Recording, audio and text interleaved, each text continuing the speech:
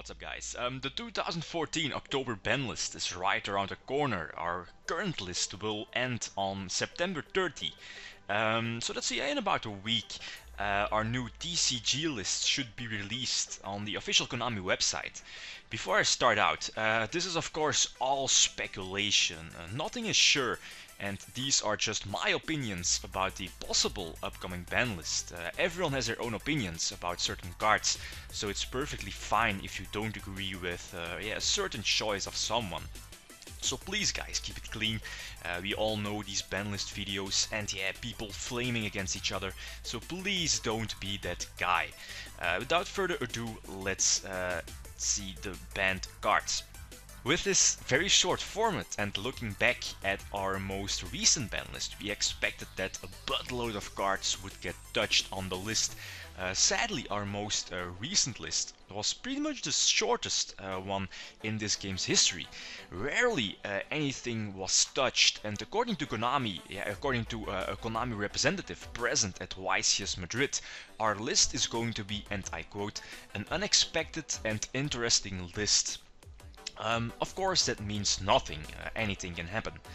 I think we can safely assume that the current big three, so Satellanites, Shaddolls and Burning Abyss, probably won't get touched. They don't want to hurt sales, of course, in the future, so they absolutely have no business of hitting the most recent decks, unless they hit older cards, like for example Moral Tech, which is used in Artifact Shaddolls, for example. And if you look back at the decks before the big three, for example, we have Infernities, and Sehabi with his Infernity deck destroyed his opponent in the finals of the most recent World Championship. Of course, it's the World Championship had another ban list, but you know what I mean. Soul Charge basically are 3 extra launchers, and a 1-card top deck can steal the game. So all in all, I think we can safely assume that they won't hit newer cards. Now, the cards I'd like to see banned. Actually, there's, I think, only one card I'd like to see banned, and I think most of us can agree with this. Patrick Hoban also mentioned it in his latest deck profile of YCS Toronto. Soul Charge is currently the best card in the game. Even at 1, it's very unhealthy. This card has zero business of being legal in our game. Now the cards that might go to 1. Moral Tech is a card that most of us expected to hit last list due to hats and the fact that the artifact engine was splashed into pretty much every deck. And let's not forget, Moral Tech is also at 1 in the OCG list. They left it untouched at our last list, but with this list I'm pretty sure they will hit it now.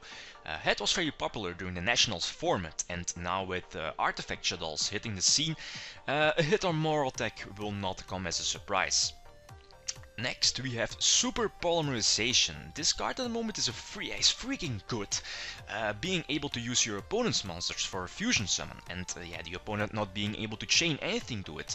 It's a very powerful card, and seeing through the decklists of YCS Madrid, Super Polymerization was a really popular choice, playing it 2 or 3 times in the main and side deck. I believe the card should get touched, but I highly doubt that they will hit a card that they will hit Super Polymerization this October ban list. Then we have Sinister Shadow Games, the card that pretty much the flip effects needed, and it puts Shaddolls up there. It's a foolish burial during both players' turns, and on top of that, flip your monsters face up. It's a very strong card, and I feel it should get touched somehow. But again, I'm very confident that this card won't get touched at all. They don't want to hit newer decks. The Floodgates. This format I'm somewhat speechless. Vanity's Emptiness is by far the card of the format. It reached the most insane prices of like $30 and $40. And that's just disgusting, especially for being just a common. A short print, yes, but still. Vanity's Emptiness is becoming a major problem. It's being main decked in pretty much every deck. Almost every deck is playing at least 2 copies in the main deck, and even sometimes maybe 3, because the card is obviously good. Free negation like negating Shadow Fusion or Soul Charge for free is huge. But most importantly, why this card is so popular and definitely deserves a hit is the fact that your opponent cannot play Yu-Gi-Oh! Vanity's Emptiness is pretty much the best legal floodgate card in our game at the moment. It's almost on the same level as Royal Oppression was right before it got banned. Yeah, let's take a quick look at YCS Madrid, and of course a major shout out to Sixy from United Ghosts for these statistics. The link will be in the video description if you want to take a look at the deck list, the individual statistics of all the cards that were played and so on. Definitely check out the link below. Let's take a quick look at Vanity's Emptiness. That card was played around like 75 times between all top 31 decks, because I think we are missing one top 32 deck lists, and one deck list, and that's an average of pretty much 2.4 Vanity's Emptiness for each deck. I can definitely see this card go to 1, and I won't be surprised if Konami bans the card straight away, and it pretty much getting the Royal Oppression treatment, right? The last card that should have been restricted for a long time now, and is definitely going to be a huge problem when Glyphort hit the scene, is Skildrain. Again, one of the best floodgate cards in the game.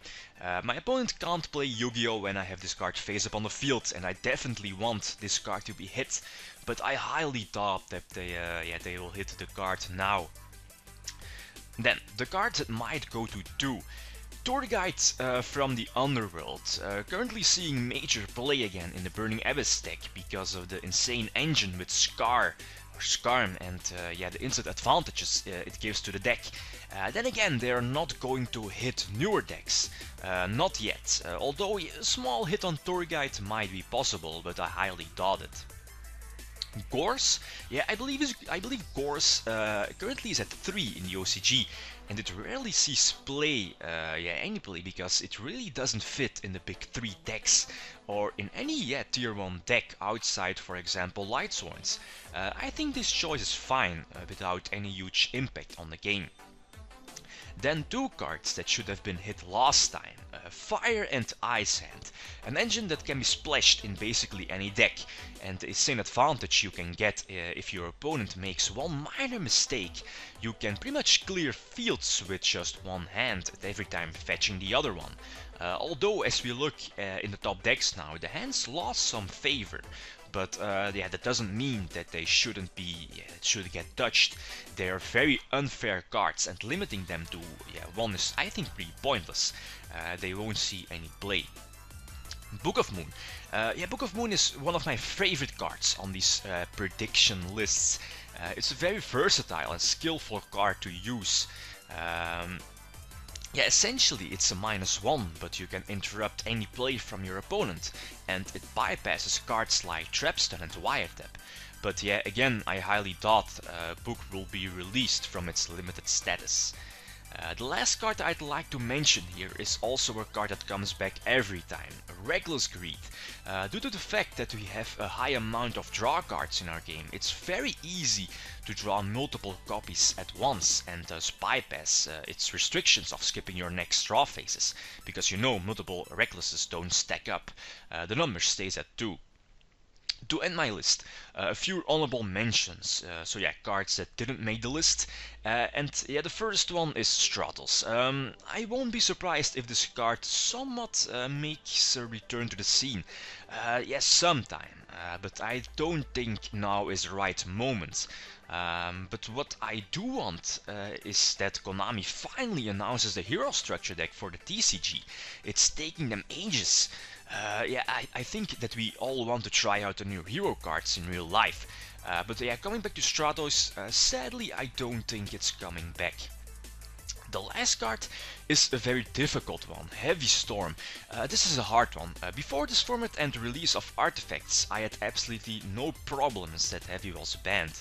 But ever since this format and all the floodgates hitting the scene even more, and the fact that decks like Burning Abyss and Satellanites play between like 15 and 20 traps, that's just mind-boggling. Then again, is bringing back Heavy Storm a solution for this problem?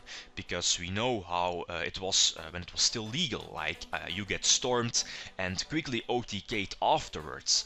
Yeah, that's one of the reasons why Storm got banned. And second, why should we bring back Heavy Storm if we can just solve the current problems in the first place, like for example hitting the floodgate cards? So as I said, it's a topic that has been discussed heavily for the past few months, and it's indeed a very difficult one. But yeah, let's end the video here. And again guys, these are just my thoughts about the possible upcoming ban list. It's perfectly fine if you have another opinion, and definitely don't hesitate to share them down below. But yeah, please keep the discussion a healthy one. Flaming isn't really beneficial. Yeah, that's it guys. Thanks for watching, and feel free to leave a comment or like if you enjoyed the video. Lead them signing out. Peace.